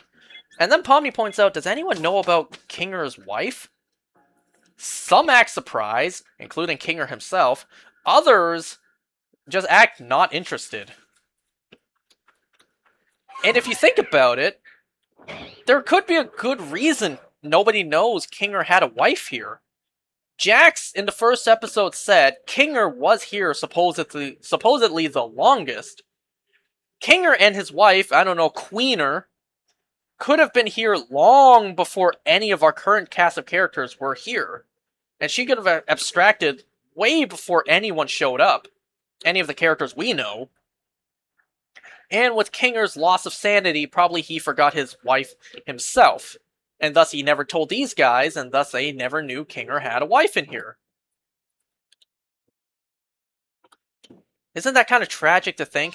Kinger and his wife in reality both put on the headset thinking it was going to be some fun couples experience together, and then they got trapped here.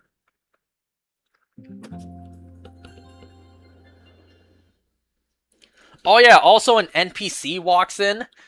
He says hi and vanishes. And it's like, oh, that's just disappearing guy. That's his whole shtick. He just shows up and disappears. Okay.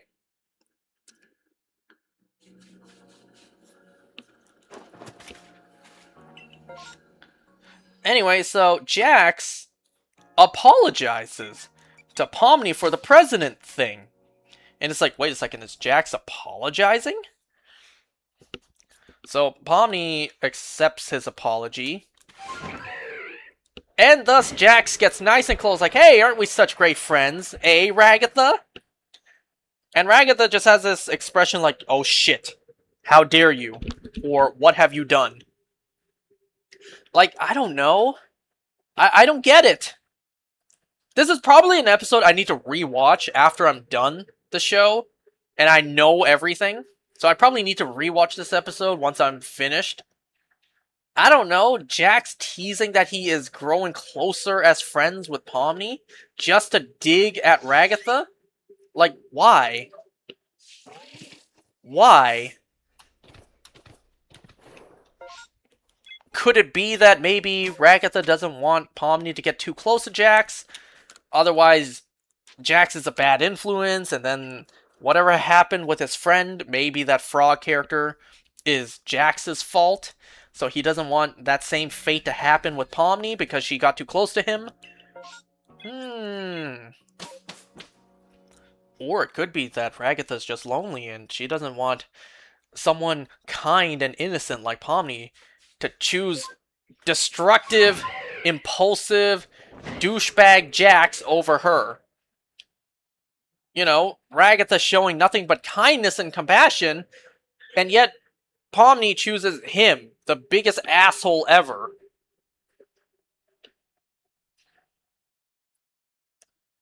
We also see Ragatha's nice persona kind of slip, because Jax points out that when she was high out of her mind at McDonald's, he actually says McDonald's by name. Ooh, these flat-out name drops, I'm loving it. Yeah, when she was high out of her mind on that stupid sauce at McDonald's, at that McDonald's ripoff, she borderline told Gango to kill herself. So then Ragatha just like, oh my goodness, Gangle, I'm so sorry, I didn't mean to. I don't really remember if I said that, but I'm so sorry that I did. Okay, another thing this tells me, that they not only name-dropped YouTube, but also name-dropped McDonald's. This is parallel to the real world, which got me thinking, what if at the end we see live-action people playing our characters waking up?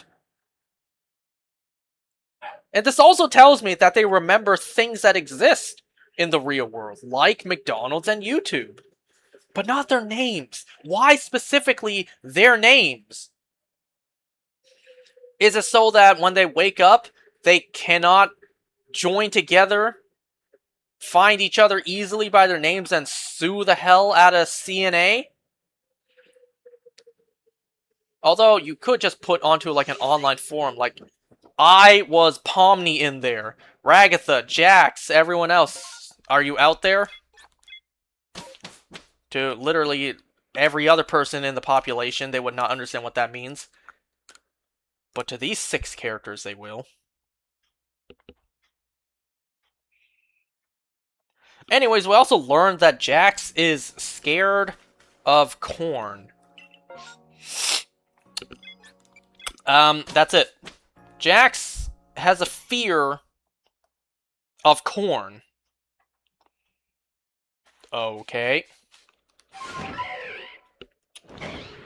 Yeah, even Kane intervenes now and says, alright, this is boring as shit. Time for the next adventure. Good old-fashioned softball. Where Kane announces it's our group against an evil version of our group. The Big Tops versus evil Big Tops. So we get literal evil versions of our characters. We get, sup dude, I'm evil Pomni. And then we get, I'm evil Ragatha. It's like, what the fuck? So these guys are the literal reverses of our characters. You know, Pomni and Ragatha are nice, so their evil counterparts are mean. We also get the evil version of Kinger, Coach Dictatorer. You know, someone who, instead of insane, is competent and a leader. Well, I'm gonna save the game real quick. We get Evil Jax, who is actually nice and gentle, unlike our regular Jax. We get Evil Zubul, who instead of being smart and competent like our Zubul, she is stupid.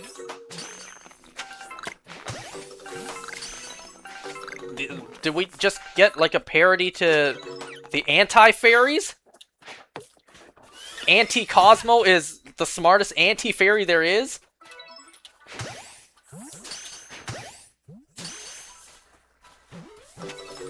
And we also do not get an evil Gangle, we instead get evil Orbs Man. And evil Gangle points out, why don't I get an evil clone? And it's like, yeah, why didn't we get an evil clone of Gangle? Well, she would just be blue ribbons and, I don't know, maybe a black mask with white eyes. I cannot find where the last one is.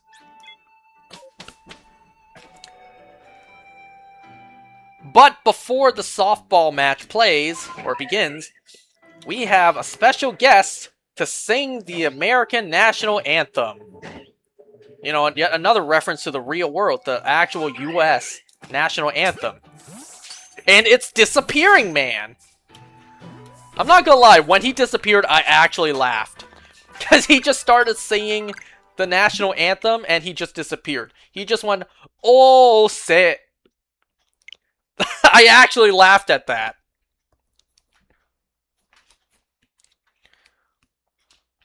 Okay, well, it's time to play softball. By the way, Pomni is not wearing her usual jester hat. She's literally just wearing a baseball cap.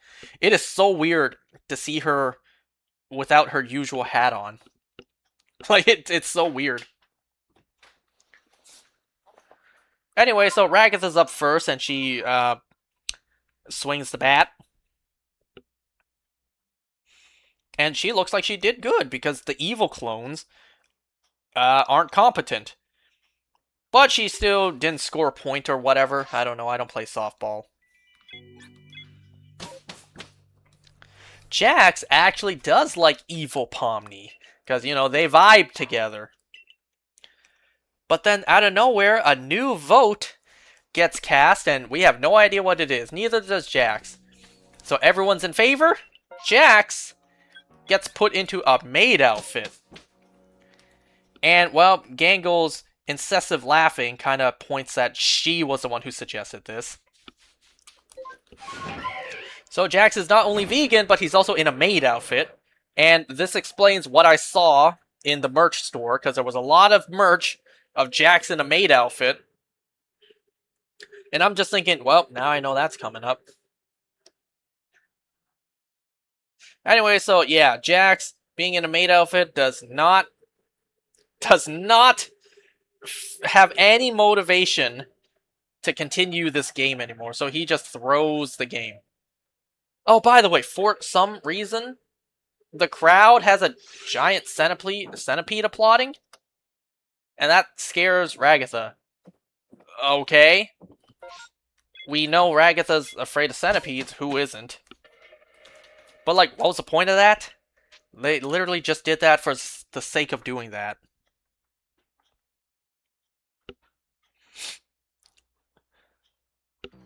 Well, yada yada yada. So, Ragatha and Pomni actually have a chat while they're on the sidelines, while they're on the benches. And Pomni says that, it's okay for you to let out your more ugly side, Whenever you get upset, angry, frustrated, it's okay to let that side out. But Ragatha's just like, but that's mean, I don't want to.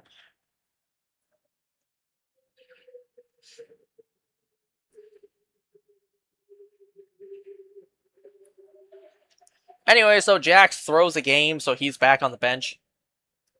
We get more back and forth between Jax and Ragatha, where Ragatha does let out some of her, frustrations.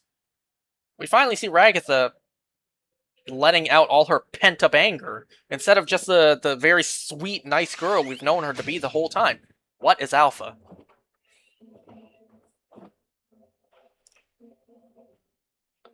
So Ragatha apologizes to Pomni for losing her temper. Jax is just like, what? No apology for me? So Ragatha apologizes for bringing up that thing earlier. And Jack's eyes enlarge. Like, holy.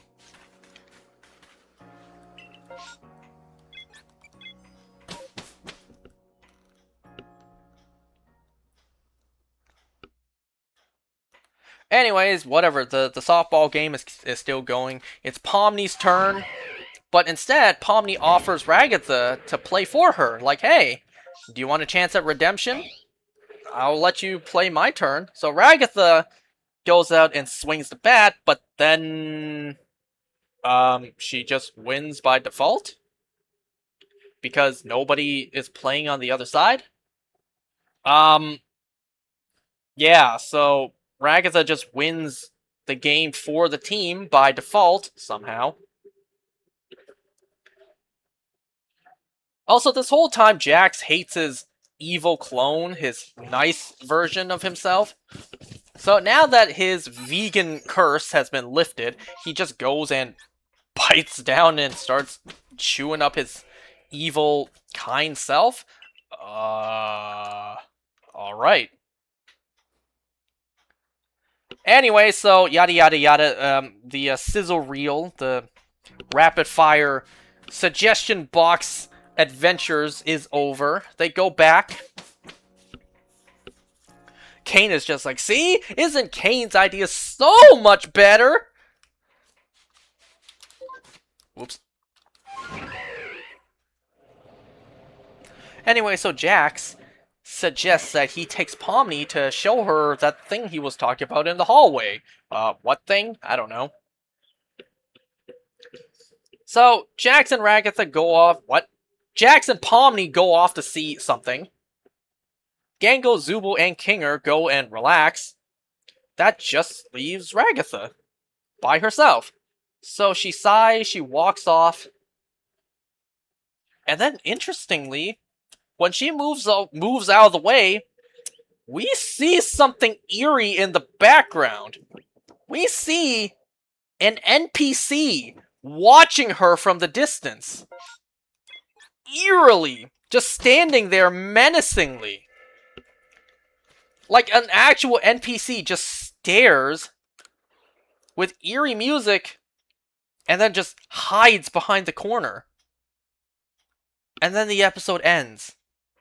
What does this mean? There's a rogue NPC! Kane did warn. Who knows what'll happen if he loses track of who's human and who's NPC? Maybe this is what he was warning about. A rogue NPC. What could possibly happen from this? You only got 4 more episodes, show. Anyway, so as silly as this episode was, it's literally titled Untitled. But as silly as this episode was, it does tell us a lot. First of all, Kane acknowledging other NPCs. What? Other AIs. And it's really just like, I beg your pardon? What do you mean, other AIs? Are you acknowledging that you yourself are an AI?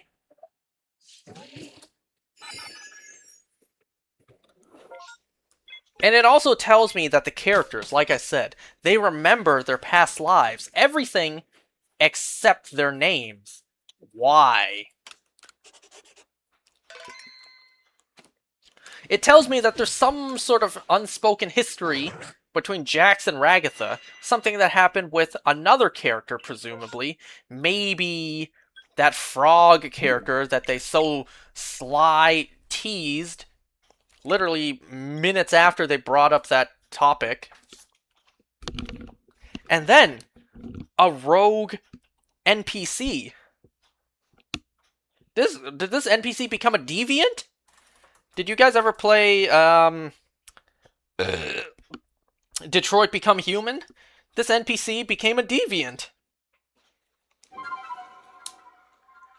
Ooh, I wonder if we will ever get... Imagine this. We get a flashback to the moment this NPC grew a conscience. Like, we flash back to one of the old episodes, and in the background, we actually see the NPC. Who knows, maybe if we go back to that episode, we can actually see it happen in real time. We just didn't notice it at the moment. Kinda like, you know, Maruki just walking by and seeing our Phantom Thieves coming out of the metaverse. It was there the whole time, we just never noticed. Because it was in the background. So this was a big episode. This told us a lot of information. But there are still questions, like, what exactly was the figurine thing? No, I'm kidding.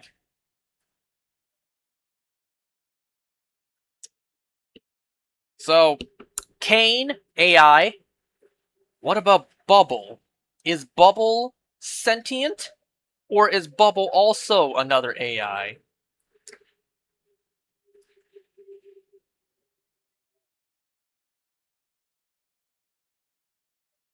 You know, these characters, they consider each other friends. But, do you think they consider Kane a friend? Regardless if they're suspicious of him or not, do you think they think of Kane as a friend? Just a very unhinged and very problematic friend who always torments them? So, Jax?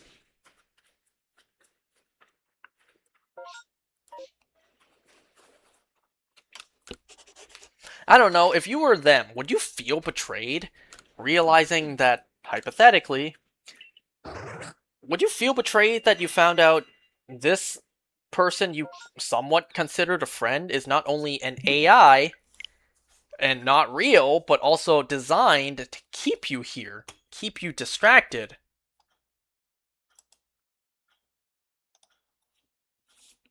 Hmm.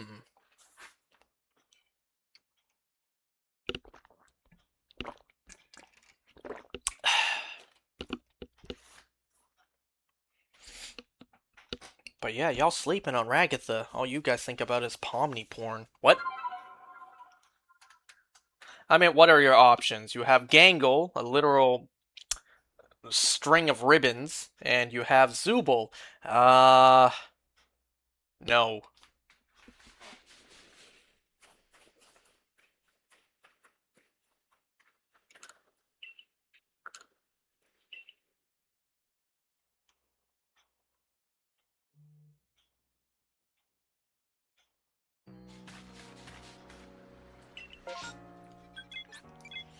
You know, initially I thought this episode would be the one where they all wield guns, but no, it turns out that's the next episode. Next episode, they wield a gun. I think in the next episode, it's literally something like they all have guns. They all get guns.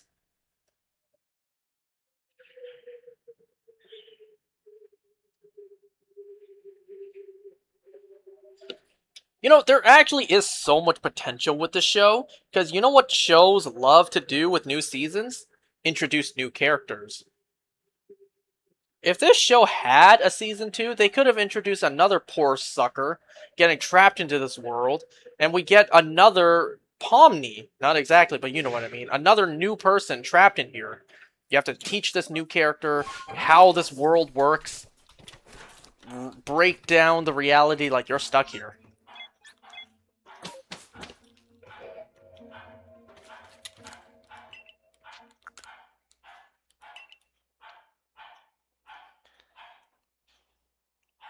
But you know what? Since this episode established that they remember their past, they remember their experiences or interests, they do remember that stuff.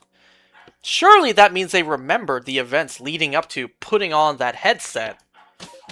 Whatever the story of that is. Did they put the headset on themselves, or was it forced onto them? Pomni did say that she put on some weird headset, so that tells me she did it by her own choice. But, like, was it a headset you could just purchase at Best Buy? Or was it, like, one at a raffle? Or did it randomly appear in the mail? You know? It's like, you didn't find it suspicious putting on this supposed weird headset? Like, what were the events leading up to this?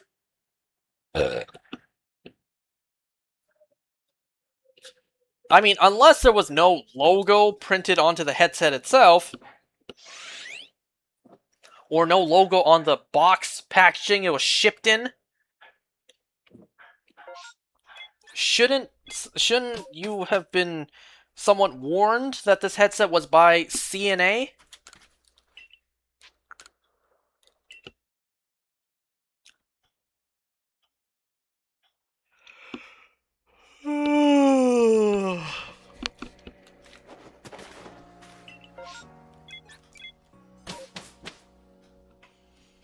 I really would be curious what the answers are. However, I don't know if I should prepare myself to get the answers, because there's only 4 episodes left. That's not a lot of time to reveal all these questions, or reveal all the answers. There's a lot of questions here, and the show at the moment is more focused on just telling its own story. Where there's nothing bad about that, but naturally there's just going to be a lot of questions that you're probably not going to get the chance to answer.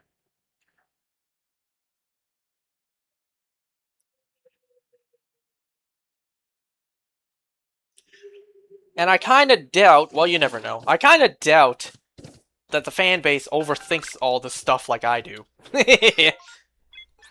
Non reality, they probably overthink this more than I do.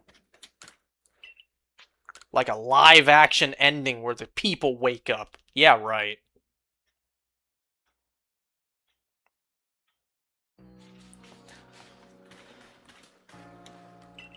But yeah, if you were in their position and you woke up, wouldn't you try to reconnect with these people in reality? Wouldn't you try to search online like, hey, I was Pomni in there, in the amazing digital circus. Ragatha, Jax, Gangle, where are you guys? Like, who are you in real life?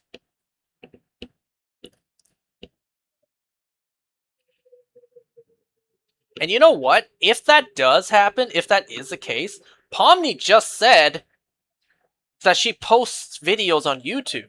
And now they all know. They all heard that Pomni has a YouTube channel. So I feel like naturally, if they do wake up and they try to reconnect, Pomni will post a video on her channel saying, hey, I was Pomni in there. I'm looking for the people who were Jax, Ragatha, Gangle, Kinger, Zubul. Comment down below so we can reconnect. Of course, she would have to rename her channel, whatever it is. I very much doubt it's already named something akin to Pomni. So she would need to change the name of her channel so that her friends can search it up and find her. Or maybe on the YouTube search bar they could look up I was Pomni. You know, I feel like these characters should probably prepare for that in case they ever escape. You know, in case they ever escape. What will they do to reconnect? Unless, God forbid, they wake up and all their memories of their time inside here are wiped, which, well, that would suck.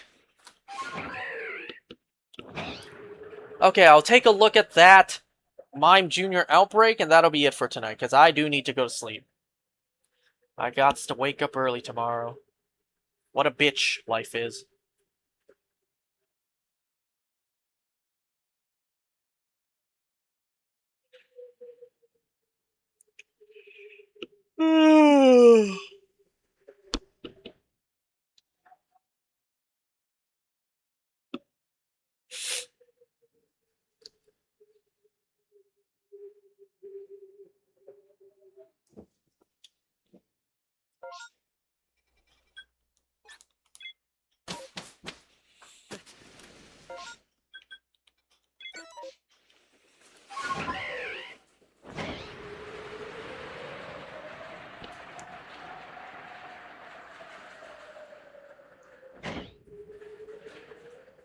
Oh yeah, something I'm also starting to think.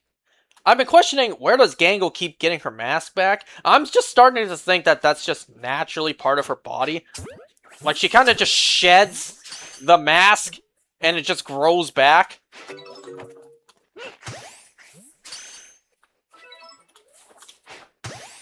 I'm kind of thinking that she doesn't just get replacement. She literally just grows it back.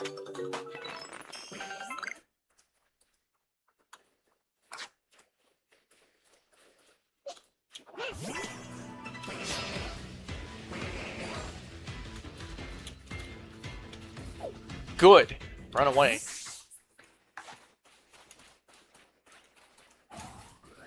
Huh?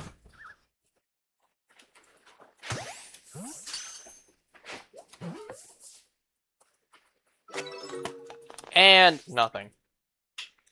Okay, well, I'll see you guys next time.